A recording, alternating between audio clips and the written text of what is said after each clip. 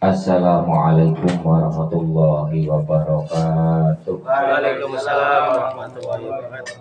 Bismillahirrahmanirrahim. Ila hadratin Nabi Mustafa Muhammadin sallallahu alaihi wasallam wa ala alihi wa ashabihi wa dzurriyyatihi wa ahli baitil kiram summa ila hadratis sultanil awliya Sayyidil Abdul Qadir Jilani qaddasallahu sirrah summa ila hadrati jami'ar mu'assisina hadratil ulama wa mujahid di resolusi jihad Qasam Al-Fatihah. A'udzubillahi minasyaitonir rajim. Bismillahirrahmanirrahim. Alhamdulillahi rabbil alamin arrahmanir rahim maliki yaumiddin. Iyyaka na'budu wa iyyaka nasta'in ihdinas siratal mustaqim siratal ladzina an'amta 'alaihim ghairil maghdubi 'alaihim waladdallin. Waliwalidayya walil mu'minina amin. Bismillahirrahmanirrahim. Alhamdulillahilladzi an'ama alaina wa hadana ala dinil Islam wassalatu wassalamu ala khairil anam sayyidina wa maulana Muhammadin sallallahu alaihi wasallam wa ala alihi wa ashabihi ila yaumil qiyam. Amma ba'd. Hadratal kiram wal muhtaromin para alim para kiai bersepuh ingkang selalu kaula takdimi sedaya mawaidil hasanahipun yang kami hormati jajaran pengurus pimpinan ranting Gerakan Pemuda Ansor, khususnya ketua kiai Manto sing mau isih mampir nanggon umah Ibu Juno terlambat dan seterusnya. Ternyata orang terlambat. Sahabat-sahabat sekalian, wabil khusus Sohibul Bait, sahabat Muhammad Purnomo keluarga, Imam Tahlil sini sirotok klimis, MC ini sengaja jas pengantin. Masya Allah, luar biasa. Alhamdulillah. Kalau transferan anggota dari Cibio, alhamdulillah. Luar biasa. Puji syukur kita haturkan kepada Allah Subhanahu wa taala bi qaulina alhamdulillah wa syukurillah atas segala limpahan taufik, hidayah, inayah sama unahnya sehingga kita dapat hadir kembali pada rutinitas kita majlis dzikir dan sholawat Rijalul Ansor. Semoga hadir kita mendapatkan ridho dari Allah dan ilmu yang manfaat dan barokah. Amin Allahumma amin. Kedua kalinya sholawat ma'asalam Allah tercurah dari bahan baginda Nabi besar Muhammad Rasulullah Sallallahu Alaihi Wasallam, keluarga, sahabat, tabi'in, dan semoga sampai kepada kita sekalian sekalaku umatnya sehingga kita mendapatkan syafaatnya, utamanya syafaatul hudmah kelak di yaumil qiyamah. Sahabat-sahabat, sebelum memulai mari kita khususkan Fatihah untuk sahabat kita Mas Aminuddin bin siapa Mas Din ingat orang? Alias kita doakan semoga beliau segera pulih kembali, bisa ketemu lagi, bergabung lagi, beraktivitas seperti semula. Ala hadiniyah wa kullu niyatin sholihusan ila ruh wa jasad. Mas Aminuddin bin Adam. Al-Fatihah. A'udzubillahi minasyaitonir rajim. Bismillahirrahmanirrahim. Alhamdulillahirabbil alamin arrahmanir rahim maliki yaumiddin iyyaka na'budu wa iyyaka nasta'in ihdinas siratal mustaqim siratal ladzina an'amta 'alaihim ghairil maghdubi 'alaihim waladdallin. Sahabat-sahabat sekalian, kita sebagai warga NU akhir-akhir ini harusnya bertambah syukur karena sebentar lagi kita akan ada peringatan Hari Santri dan yang belum rame, belum lama ini alhamdulillah khususnya warga NU kemarin pada saat sidang paripurna DPR itu ada pencabutan tak nomor berapa saya lupa terkait dulu waktu pelengseran Gus Dur jadi presiden. Itu kemarin disepakati atas usulan fraksi MPR dari fraksi PKB. Alhamdulillah tak itu dicabut. Artinya pelengseran Gus Dur dan kasus Gus Dur sudah selesai. Itu syukur yang luar biasa. Artinya selama menjabat jadi presiden Gus Dur tidak terbukti melakukan kesalahan. Luar biasa. Bahkan berlanjut kemarin dari PKB menghimbau kepada pemerintah agar di buku-buku sejarah maupun di buku-buku pendidikan Pancasila agar terkait hal-hal yang nama Gus Dur atau Ki Abdurrahman Wahid terkait pelengseran itu agar dihapus, direvisi. Ini satu capaian tinta emas yang luar biasa. Semoga dengan itu menjadikan mulusnya mudahnya Gus Dur nanti pada tahapan berikutnya bisa dinobatkan menjadi pahlawan. Karena kasus itu yang menghalang-halangi, diantaranya kasus itu yang menghalangi Gus Dur dinobatkan jadi pahlawan karena tersandung kasus-kasus apa itu yang perdata atau pidana itu yang menjadikan ganjalan. Dengan dihapuskannya tab MPR tersebut, mudah-mudahan Kiai Haji Abdurrahman Wahid nantinya mulus ditetapkan sebagai pahlawan nasional. Alhamdulillahirabbil alamin. Yang berikutnya sedikit mengulas dari santri, walaupun nanti akan dikupas pada saat malam 22 Oktober ya terkait dari santri, insya Allah yang akan menyampaikan Kiai Haji Syarifuddin dari Tegal itu santri besok.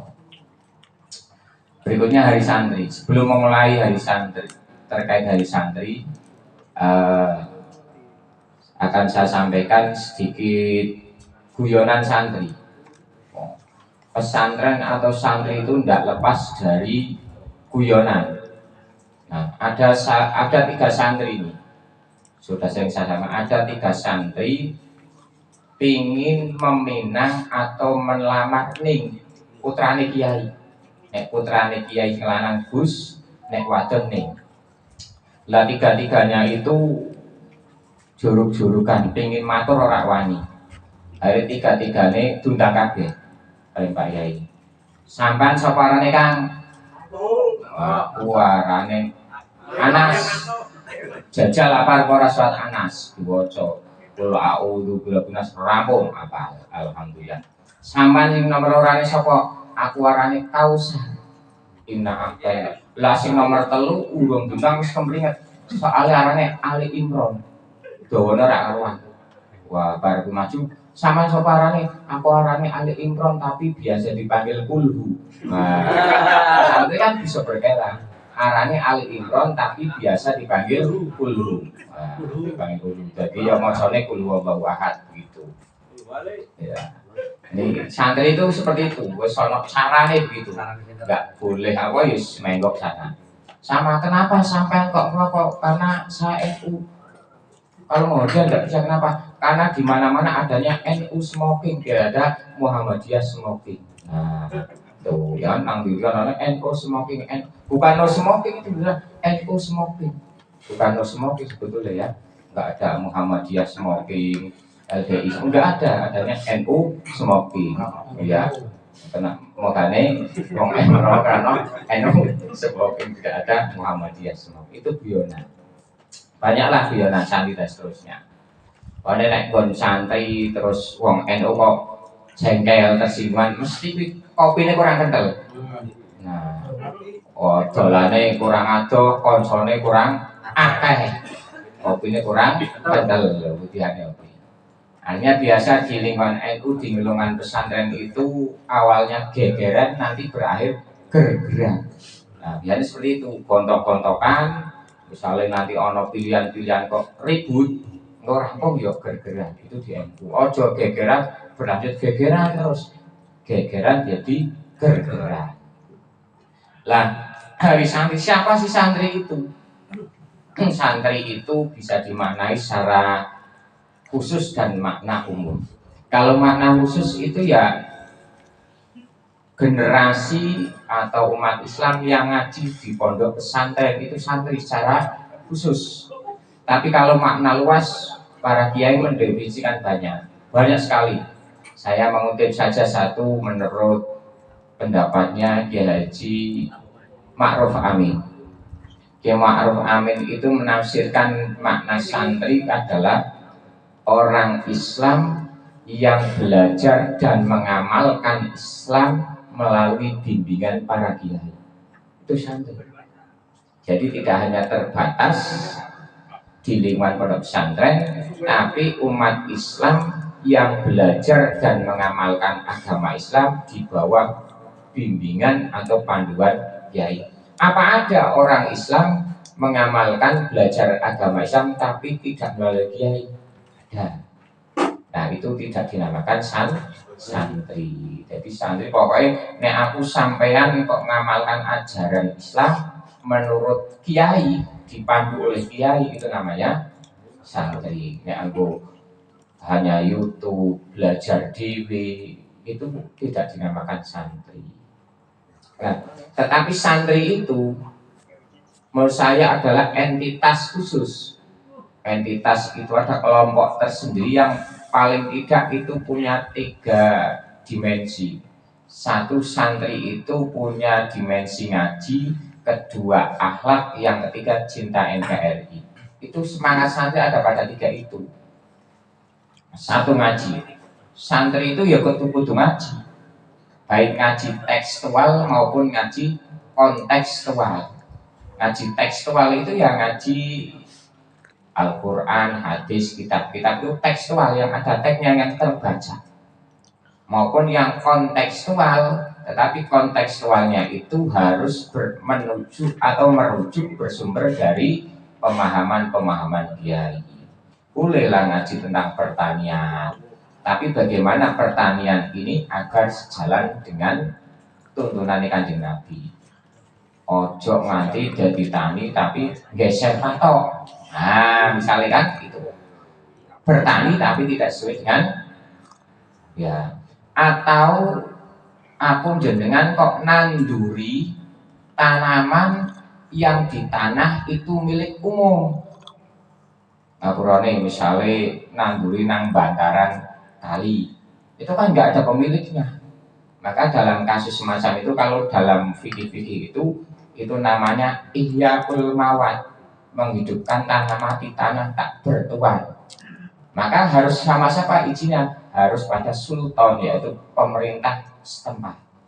Kalau itu layaknya desa ya seizin desa. Ahlinya kaya ngapurane nanduri tanaman nang pinggir dalan sing bukan miliknya, kudu seizin kepala desa. Itu kalau secara fikih ihya'ul mawat itu semacam itu. Itu santri, walaupun kontennya itu kalau pakai aturan santri itu. Soalnya nek enggak ada yang milik kok nanduri, bisa baik jatuhnya hukum sebagai hukum apa wi, apa dolim, apa gosok dan seterusnya. Ada urutan-urutan. Menjadi pedagang ya pedagang yang santri. Pedagang yang santri itu ya jujur dan sebagainya. Ya kan, at-tajirus shadiq aqrabu minal jannah. Pedagang yang jujur itu amat sangat dekat dengan surga. Wah, luar biasa, pedagang yang jujur dekat dengan surga. Masya Allah, itu luar biasa. Jadi pengajar ya jadi umat-umat ke ilmunya. Nah, ini semua artinya kita semua punya kesempatan yang sama, karena surga itu tidak hanya dimiliki oleh satu peran saja. Surga itu tidak hanya dibatasi untuk nabi, untuk wali, para ulama, guru ngaji, tidak. Pedagang bisa masuk surga, orang yang haji bisa masuk, karyawan bisa masuk surga, apalagi pak, macam-macam lah, semuanya pak, banyak peluang untuk bisa masuk surga dengan peran masing-masing, dengan jihadnya masing-masing.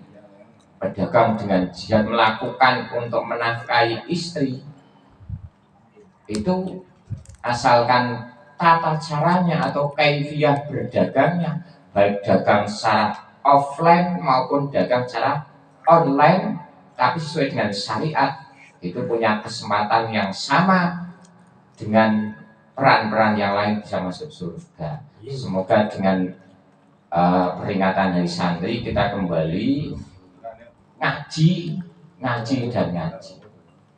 Yang kedua, santri itu punya entitas akhlak.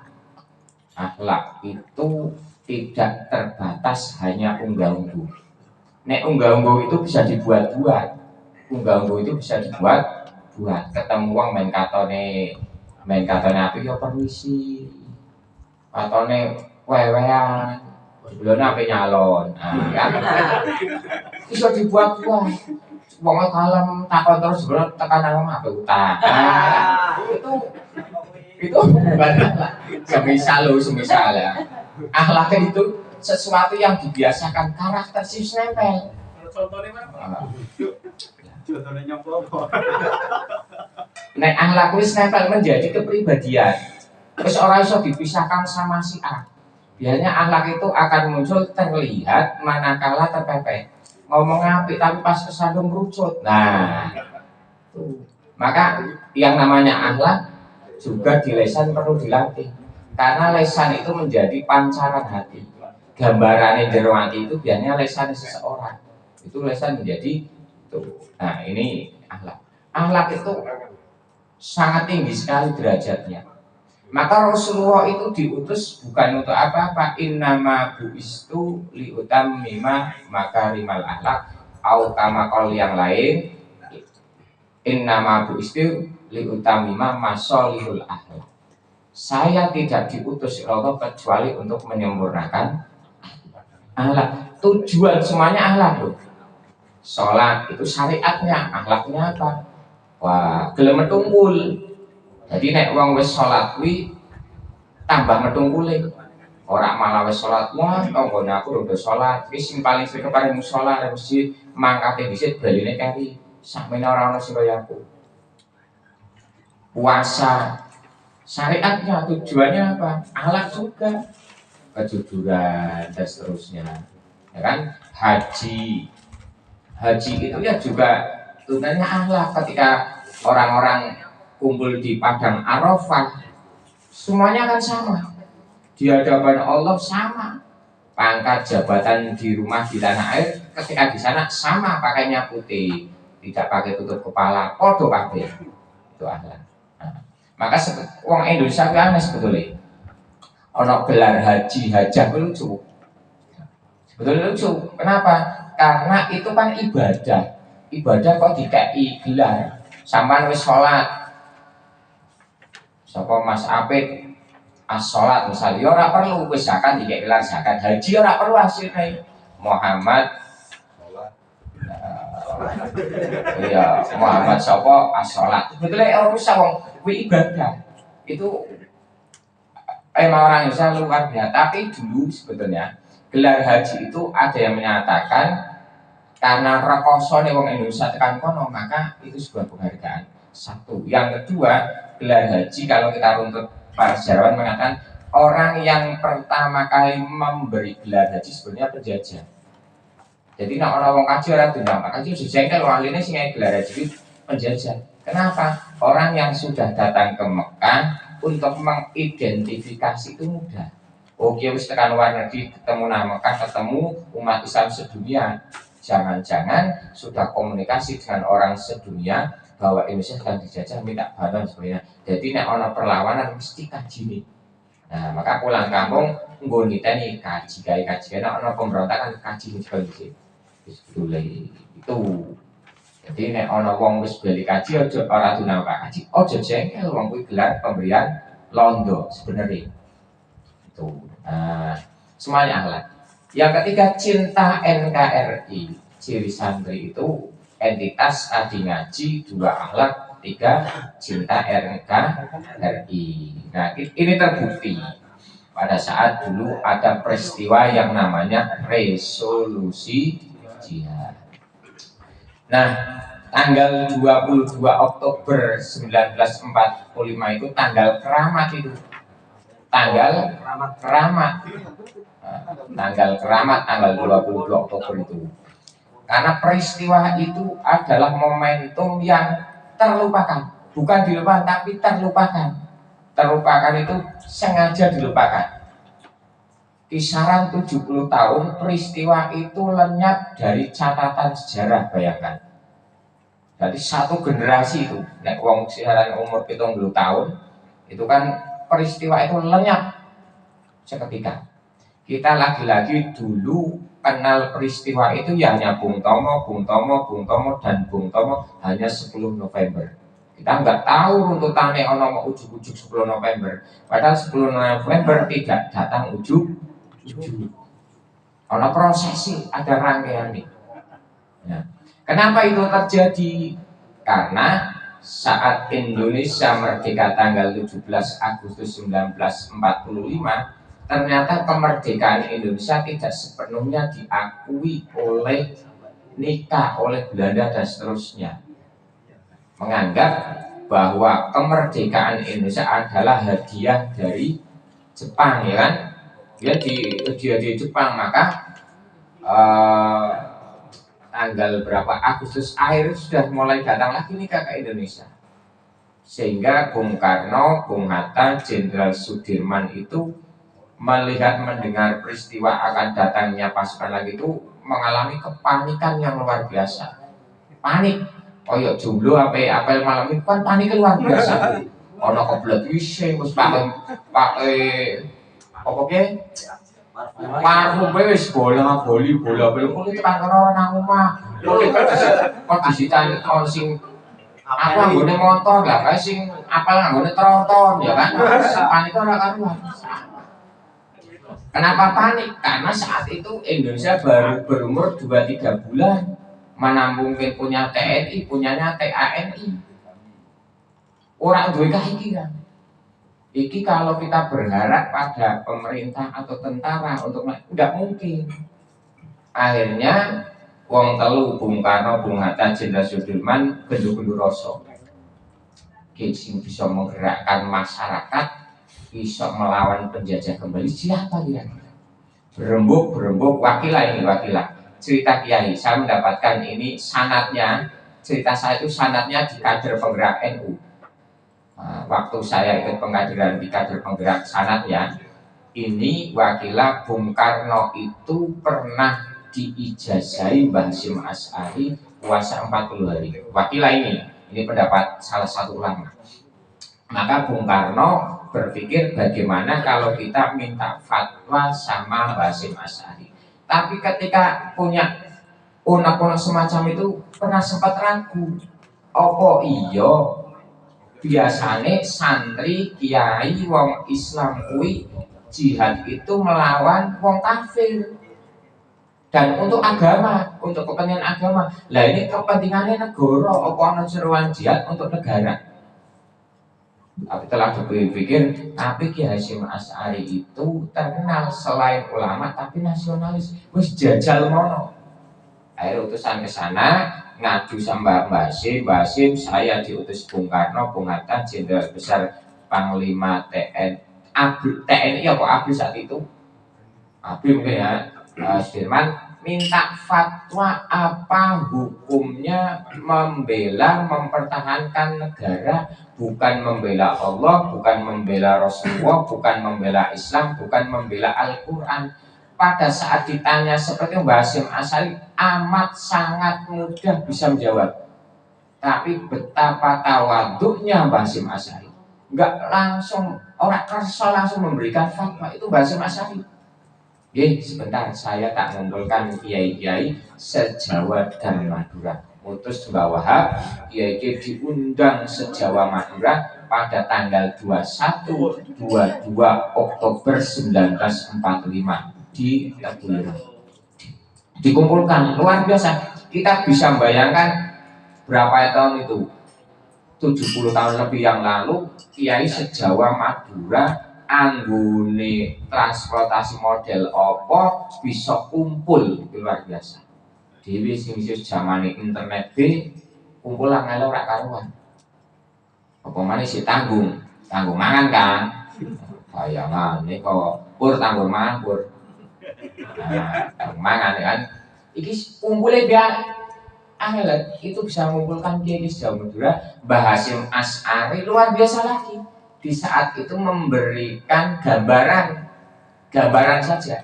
Ada pertanyaan semacam ini, berikan mukadimah. Setelah itu ditinggal, biarkan kiai-kiai itu bermusyawarah. Luar biasanya Mbah Hasyim Asy'ari. Saya ditinggal, setelah selesai semua baru datang lagi diputuskan. Putusannya ada 3. 1, bagi laki-laki mukallaf yang akil balik di wilayahnya yang diserang penjajah berhukum wajib mempertahankan negara. Itu akil balik. Di radius masafatul qasri, jarak boleh orang kosor. Ono sing menyatakan 86 sekian, 90 km sekian, maka wajib mengangkat senjata. Yang di luar radius masafatul qasri fardu kifayah. Misalnya Semarang kok diserang nang kene fardu kifayah, tapi nek Pekalongan mono wis wajib senjata. Yang ketiga, bagi warga Indonesia yang berpihak atau ikut serta mendukung penjajah boleh dibunuh. Ini juga Kiai Hasyim Asy'ari sangat ihtiyat, sangat hati-hati. Orang langsung sing kerja sama kalau untuk kafir, tidak. Tapi halal dibunuh. Itu betapa bahasa halusnya dan ihtiyatnya Mbah Hasyim Asy'ari. Orang langsung kafir kasih kerja sama kalau untuk tidak boleh dibunuh. Tidak langsung dicap kafir. Ini kita belajar ketawaduannya dan kehati-hatiannya kiai-kiai kita luar biasa. Di saat semacam itu pun emosi bisa ditahan luar biasa. Hanya fatwa itu muncul lah tanggal 27, 28, 29 Oktober itu di Surabaya sudah terjadi kejadian mulai pertikaian, perang kecil-kecil sudah mulai, rakyat sudah mulai dan seterusnya. Tanggal 30 tidak keliru 30 atau 1 November itu sudah diultimatum Surabaya, warga Surabaya harus segera mengosongkan diri. Wong Surabaya kon lunga kabeh. Lah wong Surabaya arek-arek Surabaya ditantang malah lawan. Lah tanggal 9 itu Bung Tomo dan lain sebagainya, karena Bung Tomo menjadi tetangganya Mbah Hasyim Asy'ari ketika Mbah Hasyim Asy'ari pindah ke Surabaya, karena pondok pesantren Tebu Ireng itu 2 kali dibakar. Pada saat Londo, saat Jepang itu pernah dibakar karena pondok Tebu Ireng itu menjadi camp atau markas para pejuang. Dobong. Akhirnya Bung Tomo minta agar seruan resolusi jihad itu mau disebarkan di radio-radio, diijazahi oleh Mbah Hasyim Asy'ari, tolong sebelum dibacakan awali dengan takbir 3 kali dan akhiri dengan takbir 3 kali. Nah, tanggal 9 itu pasukan sudah amat sangat siap untuk menumpas melawan penjajah. Tetapi Mbah Hasyim Asy'ari nanti dulu nunggu macan dari Cirebon, dari Buntet Mbah Abbas dengan santri nompak kereta datang. Yang datang nggak dari Cirebon, bahkan dari Magelang, Mojokerto, Madiun, sekitaran Jombang, sampai santri datang semua. Maka layak tanggal itu dinamakan dari santri, karena yang mengangkat senjata ya santri-santri itu. Karena para pejuang, para intelektual, para pemikir isi diskusi di Jogja. Bagaimana ini caranya? Isi memikirkan caranya. Santri wis ora nggo teori, langsung sak duwe ini. Mendengar fatwa itu, sing duwe watu ya bawa watu, punya tombak bawa tombak, yang punya senapan bawa senapan, yang punya babule bawa baburucing, sing duwe suling aja digawa kan, ada berita kok perang. Itu luar biasa. Sampai akhirnya yang awalnya ditarget 1, 2, 3 hari Surabaya harus jatuh, ternyata sampai mingguan baru jatuh. Walaupun toh ada yang mengatakan Syuhada Surabaya mencapai 20 sampai 60 ribu masyarakat Surabaya itu mati dan 200 lebih warga Surabaya mengungsi. Bayangkan jumlah sangat besar saat itu. Jamannya wong 200.000. Ya akeh nemen wong 70 tahun yang lalu.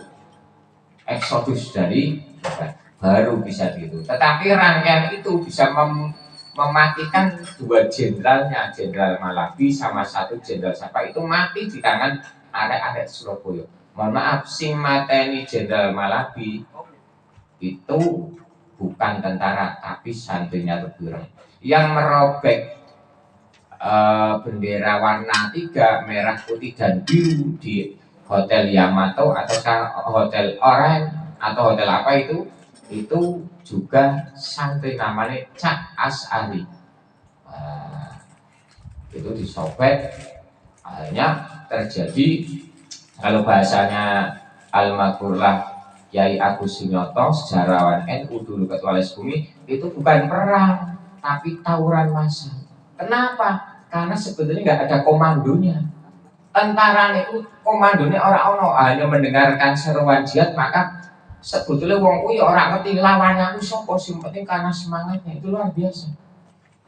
Itu luar biasa, semangat itu yang menggelora. Lah peristiwa semacam itu akhirnya puncaknya menjadi 10 November.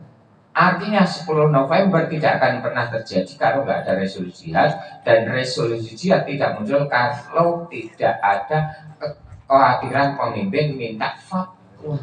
Nah selama ini kita ngerti 17 Agustus merdeka, moro-moro ujuk-ujuk diserang tanggal 10 November.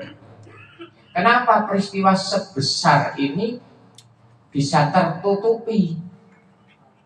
Wah, padahal yang mati itu hampir setara dengan korban Perang Dunia II. Kok bisa tertutupi? Karena saat Indonesia merdeka ada kebijakan rasionalisasi tentara. Lah, orang bisa direkrut menjadi tentara kalau punya ijazah. Lu sedangkan santri-santri kuno atau santri klutuk rata-rata belum sekolah kan, nggak punya ijazah formal. Sing berjuang batalion yang ikut dalam Laskar Peta, Laskar Sabilillah, Laskar Hizbullah itu nggak ada yang nggak punya ijazah formal. Apalagi dulu yang namanya sekolah itu sempat diharamkan oleh NU. Kenapa diharamkan? Karena sekolah-sekolah itu dulu produknya Belanda. Untuk apa? Dalam rangkanya menanamkan nasionalisme dan sengit karo rondo. Dulu kiai-kiai nggak pakai sepatu, nggak boleh pakai celana, nggak boleh pakai jas, nggak boleh pakai dasi, nggak boleh pakai topi, nggak boleh. Kenapa? Karena yang pakai itu semua adalah penjajah. Kiai pakai pakaian ala sendirinya, pakainya bakya, pakainya sarung, pakainya baju koko, pakainya kopiah. Walaupun pakaian-pakaian semacam itu punya makna-makna tersendiri luar biasa. Pakai bakyak, bakyak itu dimanai bakok wal yakin, disingkat bakyak, bakok wal. Kaki itu sandal itu kan kalau dipakai nggo men jejeg, makanya men wong jejeg ya pondasinya kuat, bakok wal yakin. Sampai jadi petani, jadi karyawan, jadi apapun landasan kakinya harus kuat, akidahnya harus kuat, bakok wal yakin. Keyakinan dan ketetapannya Allah harus dipegang kuat. Pakainya sarung, kelihatannya sarung, tapi ada maknanya. Sarung dari kalimat sar'an, sarungan. Wong Banyumas ngomong sarungan, angel sarungan. Sar'an pakai syariat. Kaki kan untuk melangkah, sampai melangkah jadi apapun pakai syariat. Jadi petani, jadi pedagang, jadi kuli, pakai syariat. Wah, iya dulu biasa.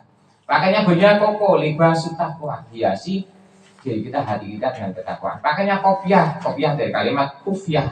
Kufyah itu disamarkan, disembunyikan, maka isi kepala itu disamarkan. Jadi nek wis nganggo kopiah hirang ilmune dhuwur kaya ngopo, pinter kaya ngopo ditutupi. Nah, dikandung maksud nek nganggo kopiah kufyah disamarkan, ojo dipamer-pamer. Itu falsafahnya kiai-kiai itu luar biasa pakaian itu. Tapi setelah merdeka boleh, itu kan dalam rangka sengit karo rondo. Ya saiki yo anggo jas biasa, pakai celana boleh, pakai sepatu pantopel boleh, pakai dasi boleh. Bahkan saiki nek arep nikahan ya anggone jas, arep pengajian jas men tambah gagah. Kaya Mas Yoni kan gawe warga itu MC pakai jas ya mantap. Oh, ya, mantap itu boleh-boleh saja. Nah, itu karena tadi ada rasionalisasi tentara, maka yang nggak punya ijazah formal tidak bisa direkrut. Ketika tentara-tentara santri tidak terrekrut, maka nggak bisa lulus salah satu. Itu yang kedua, rata-rata dulu santri-santri pejuang sangat ikhlas. Sangat ikhlas, ya, maka tidak tercatat.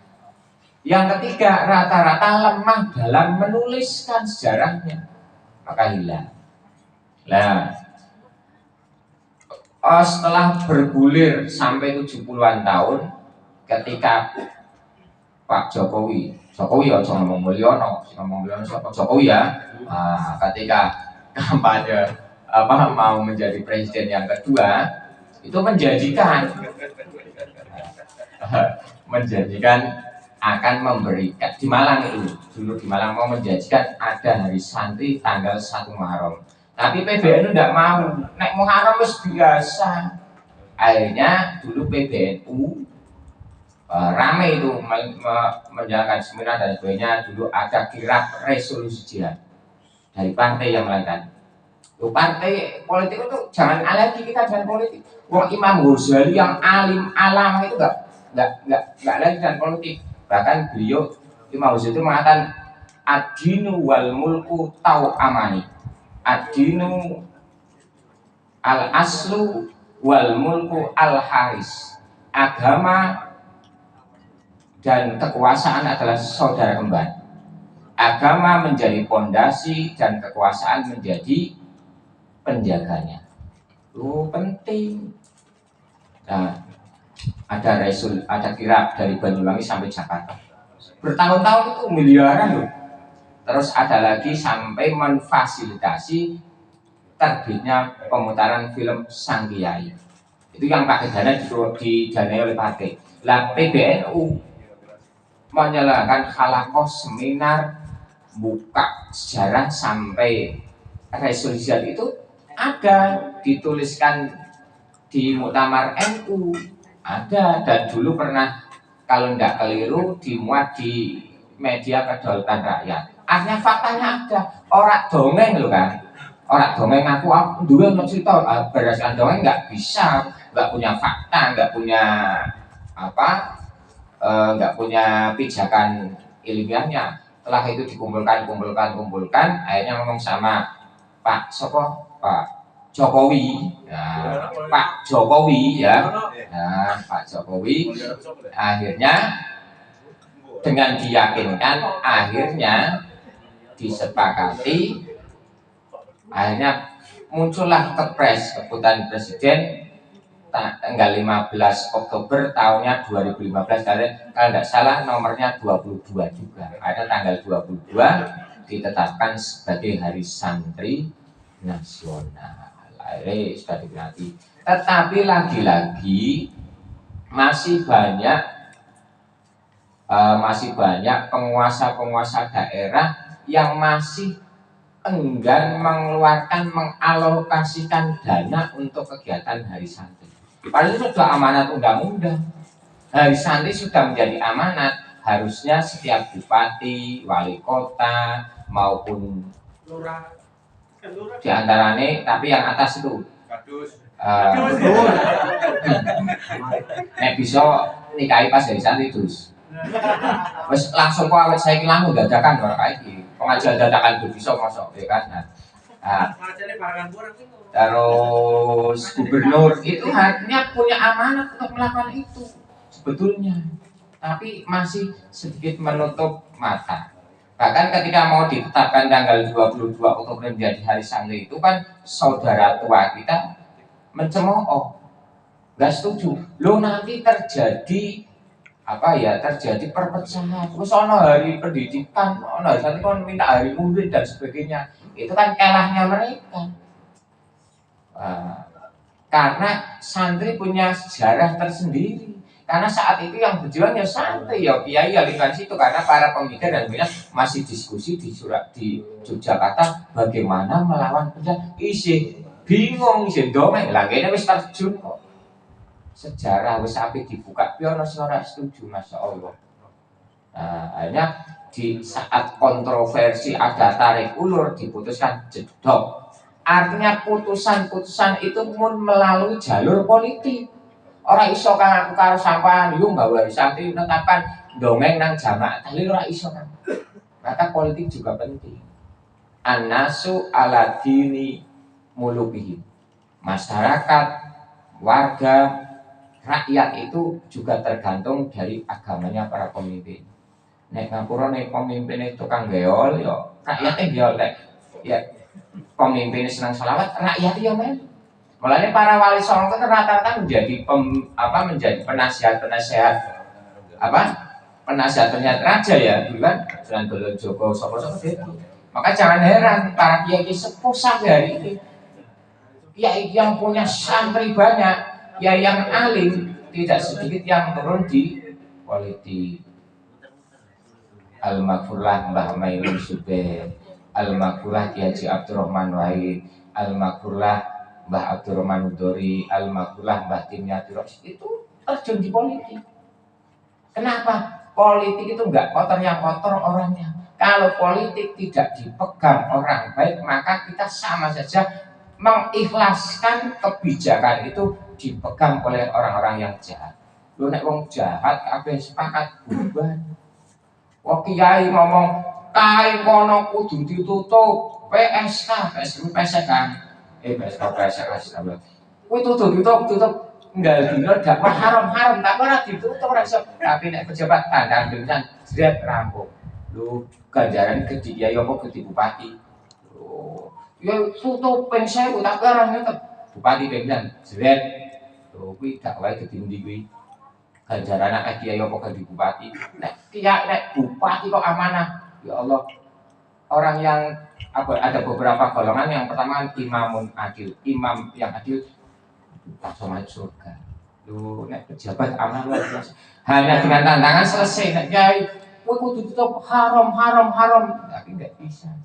Tapi nek pejabat tahu grade luar biasa. Tuh ya, penting sekali. Imam Syafi'i juga mengatakan asyasah juz'un min ajza'il syari'ah wa farqun min furu'iha. Politik itu bagian dari syariat dan bagian dari cabang-cabangnya syariat. Loh, Imam Syafi'i dhewe sing Imam Syafi'i begitu. Tapi ya ono sing bidang politik, ono sing bidang kedokteran. Artinya ketika ada orang ngomong politik, ojo lagi. Loh nek dhewe enggak, dhewe kok bisa rutinan aman ini karena ada politik. Jajal negara kita kok dikuasai bukan orang kita. Oh tahlilan orang oleh kau zaman PKI. Loh nek politik dipegang PKI wis ora iso tahlilan. Maka Mbah Wahab itu pernah ditegur oleh adiknya, Kang Abdul Wahab ke Abdul Hamid adini. Kang, sampan kuwi mulang ngaji bae aja ora wirid nang politik. Sampan bisa ngaji anten karena ana politik nek ora politik ora berpihak karo ngaji sampean yo kan dilanjutke. Begitu adik akhir. Adik Mbah Wahab. Tuh, kenapa Gus Dur sampai mau jadi presiden? Nah, mungkin kalau Gus Dur saat itu nggak jadi presiden, mungkin negara ini sudah menjadi terpecah belah. Karena saat itu pasca reformasi itu banyak wilayah Indonesia yang ingin keluar, misalkan di antara Timor Leste. Timor Leste kan saat belum Gus Dur jadi presiden wis mundur. Karena orang-orang warga negara Indonesia rugi kaya Papua jajal. Papua sugih ora karuan, sumber daya alami sugih tapi selama ikut Indonesia tetap anggone koteka. Anggone tambah karo ngomong gitu kan. Ora ono bahasa liyane to kan karo nak tahu. Bukan wong cebyuk kuwi perkara Papua kan rada ngerti. Oh, gitu kan. Ya, itu kan merasa dirugikan. Wong aku nyumbang Jakarta keto tapi ora ana apa-apa, maka pas saat reformasi arep padha ucul. Lah Gus Dur langsung keliling berapa puluh negara agar kalau ada warga negara atau kelompok masyarakat Indonesia pingin ucul ojo diakoni. Lah yang enggak paham Gus Dur ngentek-ngentek duit tok dari presiden menghabiskan anggaran negara. Kata Gus Dur berapapun harganya untuk Indonesia harus dibayarkan. Gus Dur nggak ada nilainya uang itu demi keutuhan. Tuh. Toh nyatanya Gus Dur ketika diturunkan dari presiden nggak bawa pegang uang apa. Maka ketika Gus Dur di demo itu keluar pakai kaos sama celana pendek itu sebagai isyarat bahwa saya ini dilucuti loh. Maka Gus Dur pulang dari presiden nggak bawa apa. Orang jadi mantan menteri para bolanya gowo, pancine gowo, mobilnya gowo, sudah luar biasa, ya kan? Gus Dur lepaskan semua. Gus Dur itu lucu. Gajian pertama, kalau tidak keliru, duit itu diberikan kepada salah satu menteri.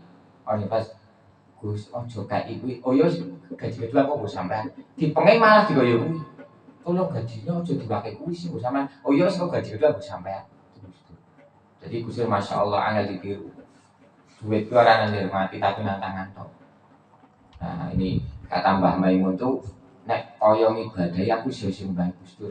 Tapi lomane Gus Dur sing ora iso tak tiru kata Mbah Maimun. Nek ibadah kalau liyane kalau aku isih bisa, tapi nek lomane Gus Dur aku ora iso nyontoh itu Gus Dur ya Allah.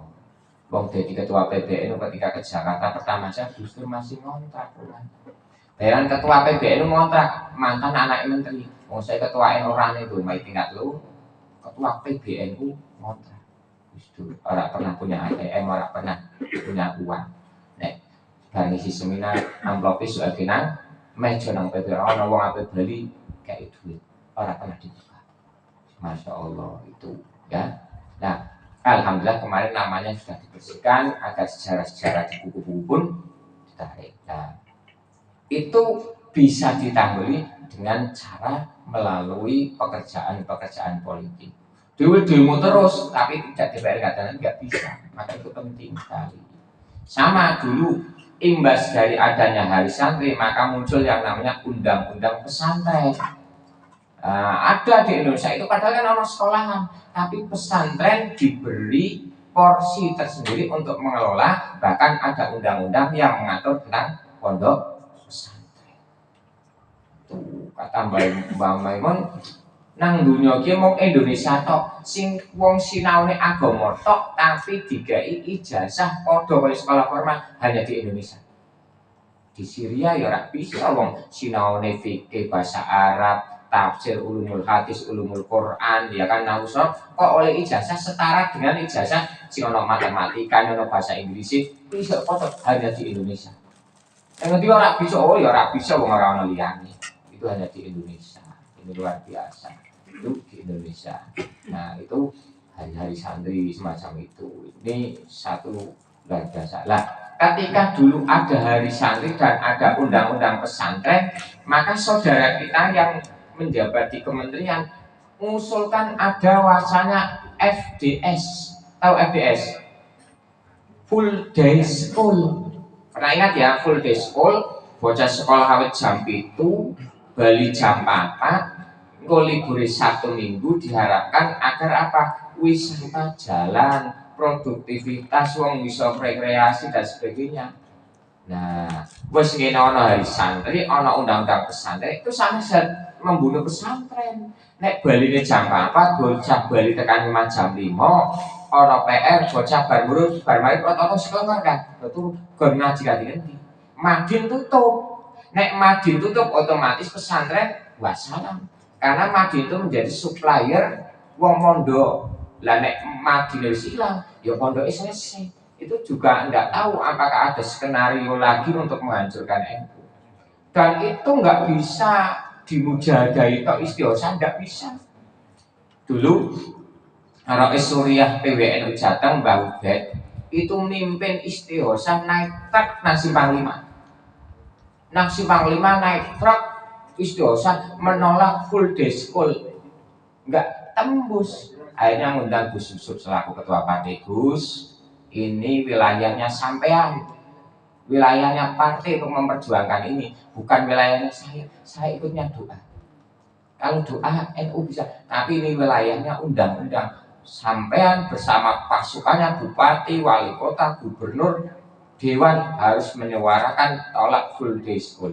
Yang NU bergerak dengan mujahadah, tolak pemahaman pada orang full day school itu itu apa nggak pas, akhirnya Gus Yusuf yang dimandati dengan beberapa kiai sepuh sowan ke istana menemui Pak Jokowi ya, Ojo Mulyo ya, ke istana untuk menganulir pelaksanaan full day school. Alhamdulillah full day school tidak diberlakukan, hanya diberlakukan di tingkat SMK pun diberikan kelonggaran, tidak sepenuhnya.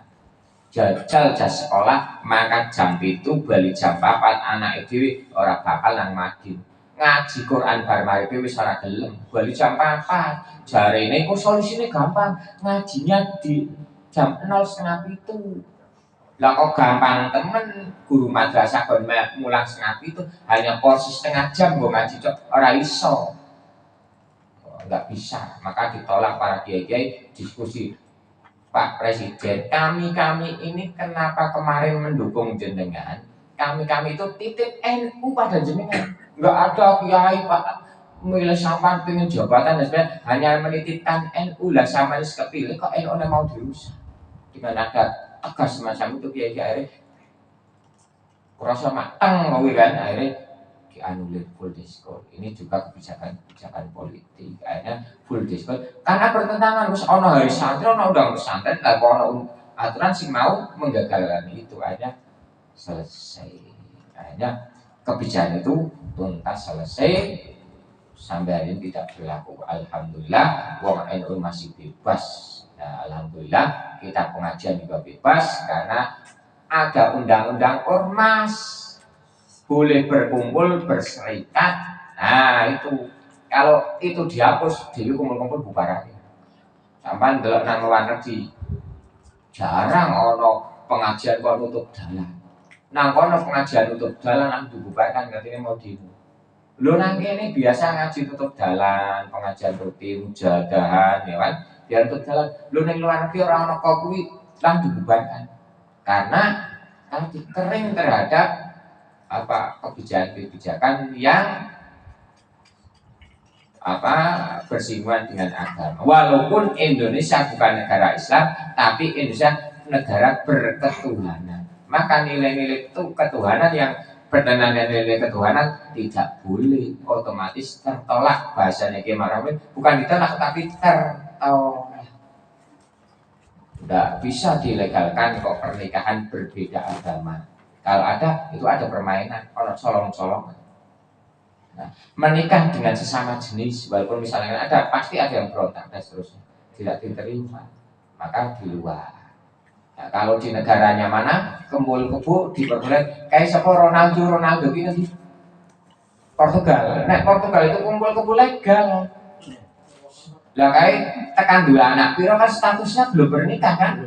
Nah, itu menikahi kepeksa di saat Ronaldo mau main apa di kontrak Arab ya, pernah kan? Nah ketika nang kono pengen nginep nang hotel nggak boleh sekamar kalau belum nikah, akhirnya kepeksa nikah. Lho kuwi negara ana sing seliberal itu, kuwi aja nganti nulari generasi muslim. Kumpul kepungan dua anak papat orang ono ikatan itu. Nah Indonesia nggak bisa. Karena nilai-nilai yang bertentangan dengan ketuhanan tertolak. Lu saiki pemerintahan kena bersolawat, pemerintahan kena kataman Quran. Itu nek pemerintahnya enggak berpihak pada Islam, ora kena. Dulu pernah DNID berseteru dengan Pak Wahid Hasyim. Ketika ada maulid sama si makan Quran nang istana ditentang oleh DNID. Loh ini negara urusan agama urus dhewe. Akhirnya Pak Wahid Hasyim saat itu menjadi menteri agama bersihkan dengan DNID. Untungnya tidak dikuasai PKI, jajal dikuasai PKI. Wah, wong Islam NU selesai. Akhirnya setelah itu tetap simakan Quran, ngaji, kataman, sholawatan di negara itu diperbolehkan. Walaupun nggak penting negaranya namanya, tapi isinya. Daripada namanya Islam tapi di dalamnya pokoknya negara Islam tapi pengajian ora oleh. Urusannya cilikan dan sebagainya. Nah ini kan sidik-sidik ngaji. Ini maka patut disyukuri kita sebagai warga NU. dari kasus-kasus kejadian semacam itu ada sejarah-sejarah kita itu ojo nganti ada sejarahnya kita tidak tercatat. Wah, kok ngembalikan itu susah. Kaya mau peristiwa sing mati ratusan ribu, uang ngerti kabeh, tapi nggak tercatat baru 70 tahun bisa tercatat. Padahal faktanya ada, tapi sulit sekali karena ada kebijakan politik yang menghalang-halangi tercatatnya itu. Tuh ngeri, pelane zaman saiki apa-apa ya kudu ana sing telalai tertib. Kaya nang ansor administrasi didandani NU saiki administrasi kenceng temen. Mulai apa kelengkapan, kene wis mulai mending ana pertemuan ana catetane dan sebagainya tugasnya masing-masing dalam berorganisasi. Tupoksinya ayo dikencang kayak maning. Ki ketua bidang ki sekretaris ki saiki bajine ayo mumpung belum purna tugasnya masing-masing janji amanahnya dulu ketika dilantik ayo nggak ada kata terlambat lebih baik sedikit tapi menjadi husnul khotimah ojo semangat di awal akhirnya enggak wah di akhir-akhir ini harus lebih semangat sering apa sering koordinasi jadikan media grupnya untuk mediasi untuk sering berkomunikasi ayo apa ya kan ada diskusi panjang-panjang tidak ada masalah saya ini grup WA itu ya untuk semacam itu karena di sini diantara media untuk silaturahim tidak ada masalah silakan dimanfaatkan nah ini orang lain harus banten orang karuan kita harus ikut banten karena hari ini jujur Ansor ngomong gede ternyata kasus Kerawang menguap Banser diajar katanya NKRI harga mati, ayo korban til belas. Kasus Kerawang siapa yang musuh? Hari ini tidak ada katanya NKRI harga mati, ternyata kita besar, ternyata kecil sekali. Kasus lokal nggak bisa selesai. Tuh teman-teman bahasa sampai jedir ya bang, itu nggak bisa selesai. Aneh apa? Kok hari ini kok meredup sekali? Kalau kaderisasi hari ini asal masih luar biasa, jumlahnya katanya lebih banyak daripada TNI dan Polri kumpul ke isi akeh banget. Tapi nyatanya kalau di kita sendiri di internal kita Ansor paling gagah, Banser paling kuat keluar belum jaminan. Tuh kan kasus lokal saya nggak selesai, nggak terusut. Padahal ketua NU-nya, PWNU, PCNU garang seperti apa akan tidak lanjut sampai Kapolri dan sebenarnya pun tidak selesai ya walaupun pasti ada nuansa politiknya lagi-lagi ataukah kita lemah di sisi apa dan sebagainya minimal kita kuat di organisasi ayo bareng-bareng lah bareng-bareng yo bukan apa-apa jare aku dianggap pembina jadi sekaligus sidik-sidik membina nona aku orang ngomong aku kedusan kan dianggap pembina tapi orang pernah bilang melu kedusan kaya aku ngawasi tes nek ana bocah nyontek tak gayeni kenapa? Karena saya ditulis jadi pengawas membiarkan bocah nyontek padha bae ana wong nyolong tak dukung gitu karena ngertes ngomong sampan tes nek pelajaran guyon ora apa tapi nek tes serius tak sobek tenan HP tak sita nek sampan jengkel kuwi padha bae aku kedusan nah, mohon maaf nek aku ngomongin karena saya sebagai pembina nek enggak pernah mengingatkan aku kedusan ya. Aja senang-senang jadi pembina yang terhormat, pembina Ansor yang kami muliakan pembina agar orang mengingatkan kedusan. Ini saya ngomong ini bukan dalam rangka apa-apa dalam rangkanya ya senang pampanya bapak aku nyala lurah kok ya kan dalam rangka ini cinta itu kan orang kudu ngelus terus ya kan diingatkan itu bagian nek orang diingatkan namanya pembiaran kan ya nggak ada kata terlambat nggak ada kata terlambat bareng-bareng kita temani kumpulan bareng apa yakin saya kira yakin hakul yakin bahkan nek gelem kumpul selesai biasanya tidak ada pembiaran wis cilikan nggak harus mengundang pembina orang kudu tidak pembina itu tidak harus jauh mencampuri jalannya organisasi pembina ngatur. Program kerjanya kudu itu bukan pembina kan? Pembina itu bukan ngurusi sampai ranah kia programnya kudu kudu anut aku, itu bukan pembina. Pembina kok koyo kuwi arane diktator. Pembina kalau ada apa teruskan itu toh. Pembina kok rapat kerja ngatur kowe kudu piye nglakoni iki, kowe kudu anut aku. Organisasi bukan punya saya. Maka orang kudu aku kudu ngatur enggak. Pembina itu enggak seperti itu. Pembina itu di luar struktur hanya mengamati ketika sesuai atau kurang memberi semangat, memberi motivasi, hanya itu. Orang pernah ngatur dalamnya, wis kekal kudu ki rijal ansor anut aku temane iki. Enggak. Itu bukan pembina. Itu namanya diktator yang ingin menguasai organisasi. Monggolah wis bareng-bareng kembali lagi dengan semangat jihadnya resolusi jihad. Tentunya jihad kita saat ini ya jihadnya ora koyo zamane Mbah Hasyim Asy'ari ngangkat senjata dan sebagainya. Tapi jihad kita berat. Alhamdulillah udan. Harus ngorong. Nah, kembali lagi kepada resolusi jihad. Kita semangat untuk jihad kembali ya, jihad di keluarga, jihad di pekerjaan, jihad di organisasi, jihad di atas kasur ngombongi tenang ya. Ya, ini semuanya bisa berjalan dengan baik, dengan semangat. Kita belajar kembali pada para kiai, ngaji menjadi kesukaan para santri, kembali kepada ajaran para kiai, itu menjadi ruhnya spiritualnya daripada santri. Itu sama dengan Nahdlatul Ulama. Sing mlebu NU ora kudu ulama kan. Wong arane Nahdlatul Ulama berarti sing dadi warga NU kudu kiai yo enggak. Nahdlatul Ulama itu berarti wong sing mlebu anut ulama, kudu berarti wah Nahdlatul Ulama berarti sing melu kudu kopian kabeh ya ndak, tani melu NU ya kena, pejabat melu NU ya kena, karyawan melu NU ya kena, bos buah ngebosi NU ya kena. Nek tani melu NU kena, karyawan melu NU kena, nek bos buah ngebosi NU kena. Tak ulangi, nek karyawan melu NU kena, petani melu NU kena, pegawai melu NU kena, nek bos buah ngebosi NU kena. Alhamdulillah, masya Allah. Begitu sahabat-sahabat. Nah intinya kita banyak bersyukur. Alhamdulillah. Nah, satu tahapan kita terangkat, sejarah-sejarah kita terkuak dengan baik. Semoga kedepannya tidak ada sejarah NU yang tidak tercatatkan lagi. Sakitnya di sini dah. Yo sejarah kok hilang, sakitnya di sini.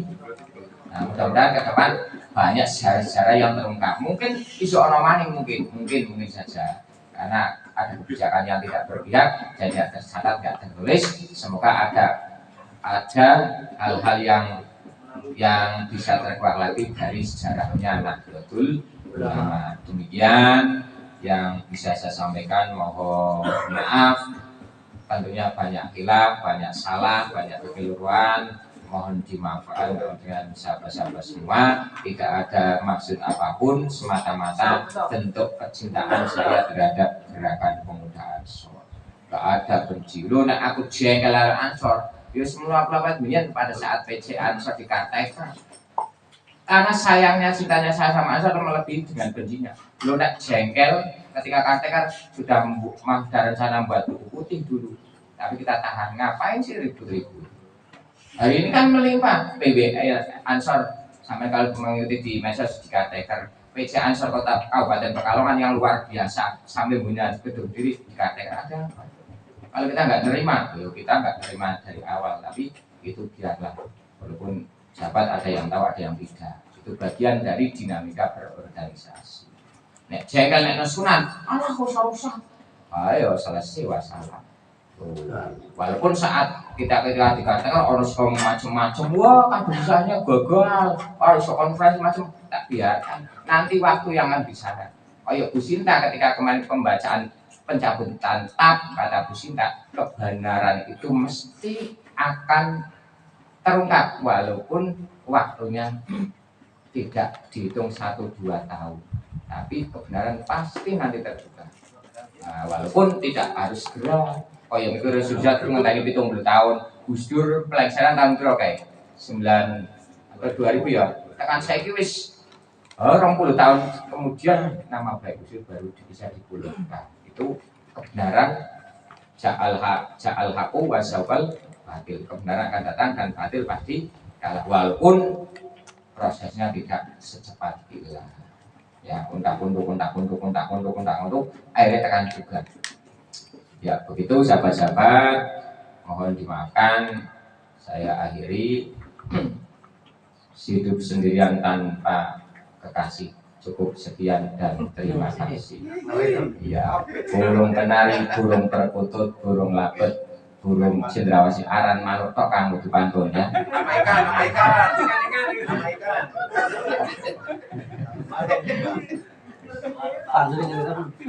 Al-afu minkum kadallahu asma'in wallahul muwaffiq ila muqtaris. Assalamualaikum warahmatullahi wabarakatuh. Al-hadiniya al-fatihah. A'udzu billahi minasyaitonir rajim. Bismillahirrahmanirrahim. Alhamdulillahirabbil alamin arrahmanir rahim maliki yaumiddin iyyaka na'budu wa iyyaka nasta'in ihdinas siratal ladzina an'amta 'alaihim ghairil maghdubi 'alaihim waladdallin. Bismillahirrahmanirrahim. Allahumma sholli ala sayyidina Muhammadin salatan tunjina biha min bismillahirrahmanirrahim. Taqdilana biha jamil hajat wa tutahhiruna biha min jami' sayyi'at wa tarfa'una biha ayat min jamil khairati fil hayati wa ba'dal mat. Allahumma salimna salim dunyana salim ukhrana salim amwalana salim auladana salim jam'iyatana nahdlatul ulama min jami'il bala wal waba al khariji minal ardi an-nazili minas sama'i ala kulli shay'in. Rabbana atina fid dunya hasanah wa fil akhirati hasanah wa qina adzabannar wa adkhilnal jannata ma'al abrar ya aziz ya ghaffar ya rabbal alamin. Sallallahu alaihi wasallam Muhammadin nabiyil ummi wa ala alihi wa sahbihi wa baraka wasallam bi fadli subhana rabbika rabbil izzati amma yasifun wa salamun alal mursalin walhamdulillahi rabbil alamin. Taqabbalallahu minkum.